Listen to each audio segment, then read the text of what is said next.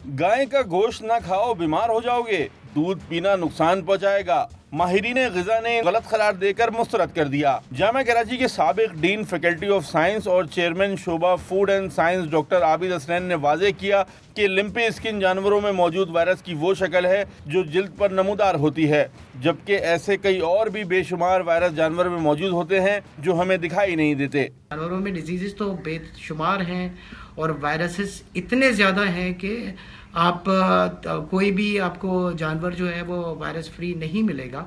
लेकिन ये चूँकि वायरस ऐसा है कि ये स्किन डिजीज़ ने फैला दी और वो विजिबल होता है, तो लिहाजा हम उसकी तरफ ज़्यादा कराहियत की तरह से देख रहे हैं। डॉक्टर आबिद हसनैन ने माशरे में राइज गोश्त को पकाने और दूध को अच्छी तरह उबालने को हर वायरस से महफूज रहने का तरीका करार दिया। इसमें इंसानी सेहत को कोई ऐसे मुज़िर असरात इससे वाबस्ता नहीं हो सकते, क्योंकि ये वायरस इंसान में ट्रांसमिट नहीं होता। ये मेडिकल डॉक्टर्स भी यही वाली बात कहते हैं और मैं भी इस पे बिलीव करता हूँ।